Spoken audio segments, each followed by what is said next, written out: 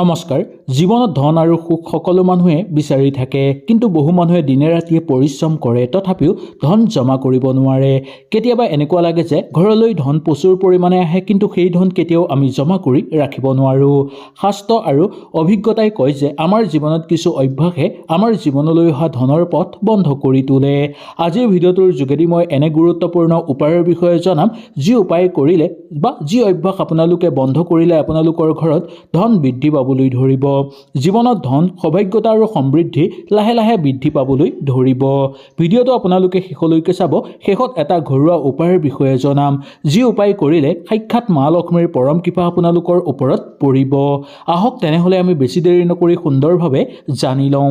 যদি ভিডিঅ'টো ভাল লাগে লাইক এটা কৰি আমাৰ মনোবল বঢ়াব আৰু আপোনালোকৰ বন্ধুবৰ্গৰ লগত শ্বেয়াৰ কৰি তেওঁলোককো উপকৃত কৰিব। বন্ধু বান্ধৱীসকল, ধন বঢ়াব যদি আপোনালোকে বিচাৰে তেনেহ'লে প্ৰথমতেই এই অভ্যাসটো আপোনালোকে বন্ধ কৰিব লাগিব। এই অভ্যাসটো হ'ল অপচয় কৰা। বহু মানুহে খৰচ কৰে, অজানিতে বা যধে মধে খৰচ কৰে, অপ্ৰয়োজনীয় বস্তু কিনে বা অৱহেলা কৰে পইচাৰ কাৰণে। শাস্ত্ৰৰ অনুসৰি কোৱা হৈছে যে যি মানুহে ধনক সন্মান নকৰে, ধনক ধন বুলি নাভাবে আৰু ধন অপব্যয় কৰে বা ধন অৱহেলা কৰে, সেই মানুহৰ ঘৰত কেতিয়াও ধন নাথাকে। যিমানেই আপোনালোকে কষ্ট নকৰক কিয়, যিমানেই দিনে ৰাতিয়ে আপোনালোকে উপাৰ্জন নকৰক কিয়, কেতিয়াও সেই মানুহৰ ঘৰত ধন জমা নহয়। ধন বঢ়াব যদি আপোনালোকে বিচাৰে তেনেহ'লে এই ভুলটো আপোনালোকে আজিই বাদ দিব লাগিব। খৰচৰ প্ৰতি আপোনালোকে ৰোধ কৰিব লাগিব। ধনক লৈ কেতিয়াও অৱহেলা নকৰিব। ধনক লৈ কেতিয়াও কাৰো প্ৰতি ঈৰ্ষা নহ'ব আৰু লগতে ধনৰ কাৰণে আপোনালোকে কেতিয়াও কাকো অহংকাৰ নকৰিব।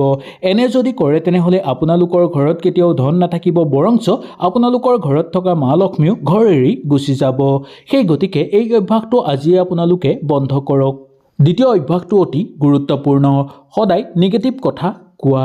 যি মানুহে সদায় নিগেটিভ কথা কয়, যি মানুহে ভাগ্যক দোষ দি থাকে, যি মানুহে ভাগ্য বেয়া, মোৰ কেতিয়াও ঘৰত ধন জমা নহয়, এনেবোৰ কথা কৈ থাকে, সেই মানুহে কেতিয়াও ধন জমা কৰিব নোৱাৰে। সেই মানুহ কেতিয়াও ধনী হ'ব নোৱাৰে। যি মানুহে সদায় মই দুখীয়া, মোৰ নাই, এইবোৰ কৈ থাকে, সেই মানুহে কেতিয়াও ধন জমা কৰিব নোৱাৰে। এনে মানুহৰ মনৰ শক্তি সদায় দুৰ্বল হৈ থাকে। যেতিয়া মানুহৰ ইতিবাচক চিন্তা কমিবলৈ ধৰে বা ইতিবাচক চিন্তাৰ প্ৰভাৱ পেলাবলৈ ধৰে, তেতিয়াই জীৱনত ইয়াৰ বেয়া প্ৰভাৱ পৰিবলৈ ধৰে। সেই গতিকে মানুহ সদায় ইতিবাচকভাৱে চিন্তা কৰিব লাগে। ইয়াৰ ফলত জীৱনত সকলো ক্ষেত্ৰতে সুযোগ সুবিধা আৰু প্ৰচুৰ পৰিমাণে অৰ্থৰ আগমন হ'বলৈ ধৰিব।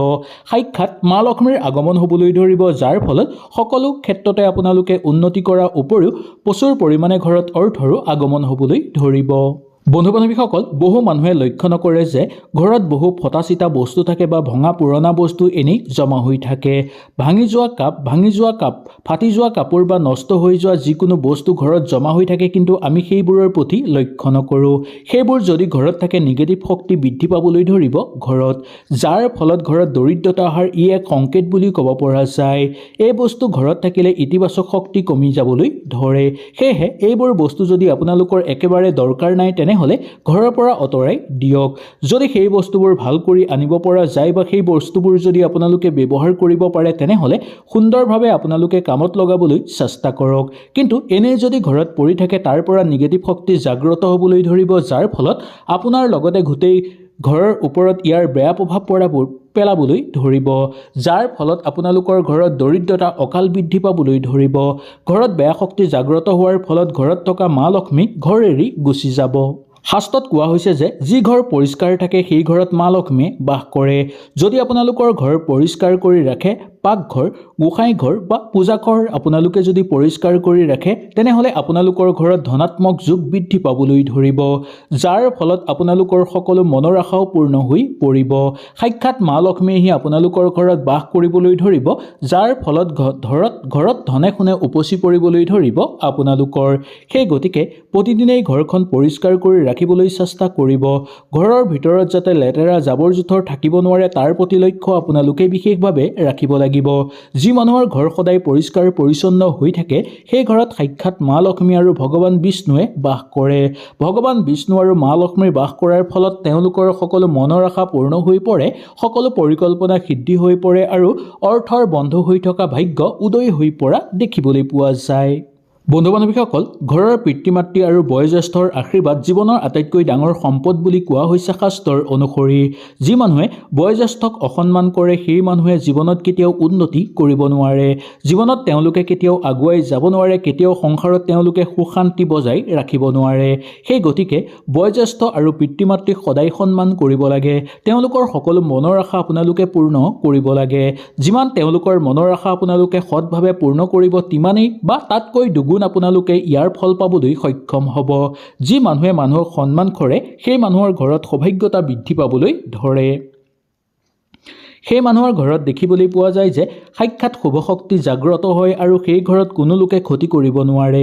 কোনো বেয়া শক্তিয়ে সেই ঘৰত ঠাই ল'ব নোৱাৰে আৰু সদায় সেই ঘৰত মা লক্ষ্মী স্থায়ীভাৱে বাস কৰা দেখিবলৈ পোৱা যায়। মানুহৰ এলাহেই হ'ল দৰিদ্ৰতাৰ আটাইতকৈ ডাঙৰ কাৰণ।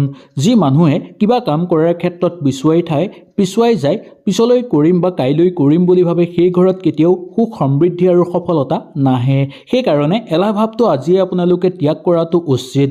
যিমানেই কষ্টৰ কাম নহওক, যিমানেই সৰু কাম নহওক, কেতিয়াও আপোনালোকে এলাহ নকৰিব, সদায় কৰ্ম কৰি যাব।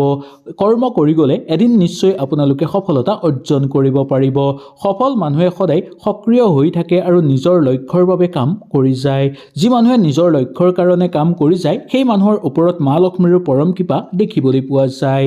যি মানুহৰ ওপৰত মা লক্ষ্মীৰ পৰম কৃপা থাকে সেই মানুহে সকলো ক্ষেত্ৰতে সফলতা অৰ্জন কৰিব পাৰে।